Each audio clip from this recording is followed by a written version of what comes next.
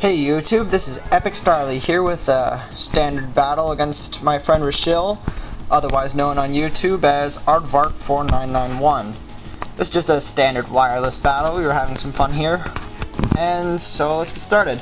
Alright, I led with Dragonite, and he led with Weavile. Terrible matchup. Don't know what my camera just did there. Sorry about that. And so I should have switched out. I don't know what I was thinking. I guess I just wanted to see what he did, and he ice sharded as predicted, which one hit KO'd my Dragonite. Duh. So that was rather stupid of me. So I went to Kangaskhan, which is actually a physical hitting Kangaskhan. I think it just has normal substitute focus punch on it in return for some good stab damage. So I send out Kangaskhan and he switches out and I get my substitute up, which is awesome because 101 substitute is great against seismic tosses and the like, all those constant HP, well, constant damage moves I should say. But so the Arcanine, I use return, and it barely does anything, which is stupid. I later found out that my Kangaskhan's attack actually sucks. Stupid EV training. It might have been before I really knew how to EV train that well. And Flare Blitz took out the substitute, and so I had to switch out. So went out to my Vaporeon, but he predicted that and went for the extreme speed, which is a good move on him, because it did more than the Flare Blitz would have.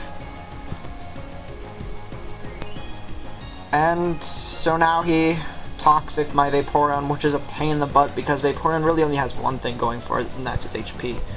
But I do Hydro Pump, and that takes out the Arcanine.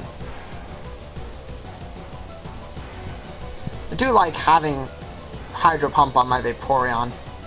I think it needs the extra boost because its special attack isn't that great, and I actually don't mind the less accuracy than Surf. I just find it to be a good move. So now he sends out Ambipom, and for some reason it's paralyzed here. I think it might have been because he probably engaged in some wild battle before we decided to battle here, and so he got paralyzed by something beforehand, which is actually really funny.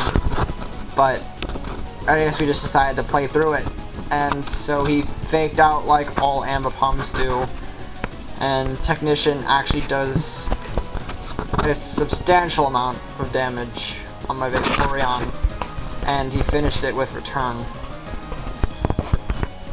So I send out Feraligatr,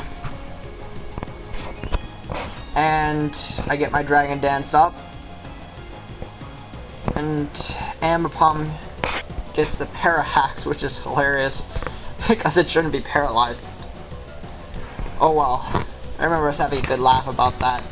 So I get an extra Dragon Dance up. I'm kind of being a jackass here because that was actually really, I mean, technically 2 Dragon Dances on my Feraligatrs would let it destroy for the rest of the game now. But so he U-turns out into his Mamoswine, which is consequently weak to water type attacks, so stab, waterfall, 2 Dragon Dances should be able to destroy it. However, he endures, and my waterfall leaves it with 1 HP, which is so unfortunate because the Mamoswine, the Salic variant, raises its speed. Unfortunately for it, though, I think I still outspeed it because of 2 Dragon Dances, and he's only got the 1 speed boost. So I'm actually able to take it out with a waterfall, which is unfortunate. I guess he just didn't. He wanted to see if he was faster and went for an Earthquake or something other than Ice Shard. So he goes back into Ambipom here, paralyzed Ambipom. Gets the fake out on my Feraligatr. But Feraligatr's pretty defensive bulky, even with Technician it doesn't do that much. And I go for the waterfall. Double attack. Takes out the Ambipom. Alright. Life Orb is going to kill me, however, eventually, so my Fraliator only has a certain time he can be up here.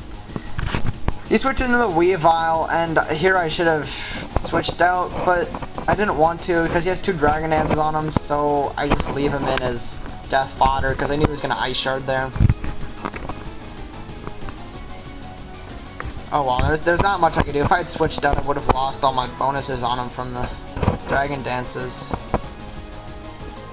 And then he would have been pretty useless because wouldn't have had any attack versus anything. Would have been Ice Sharded and killed anyway. So I just took the risk there. Switching to my Kangaskhan, he switches out, and I predict that and go for the substitute. But he switches into Claydol, which is unfortunate for me because Claydol's a physical wall, and my Kangaskhan can't do crap against it. I go for the return, and it does nothing. He puts a Reflect, which is just stupidly hilarious, because now what am I going to do? I have nothing. I could sit here, focus punch, and return to my heart's content, but it's not going to do anything, so I just decided to switch out, and I go into Zapdos. And he takes the chance to set up Stealth Rocks, which is a little late because Zapdos is currently out.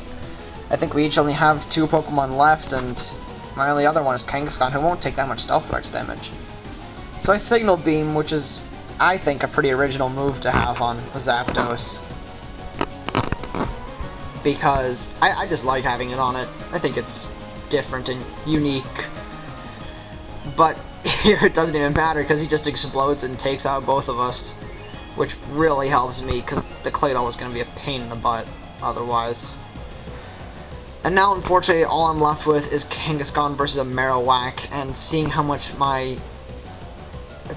return did previously, you can guess how this is going to go against a defensive, bulky Marowak. Exactly. Yeah. Just not a whole lot I can do here. Stab Earthquake, I believe, takes me out, and that's game. Good game. Alright, thanks for watching. As usual, rate, comment, subscribe.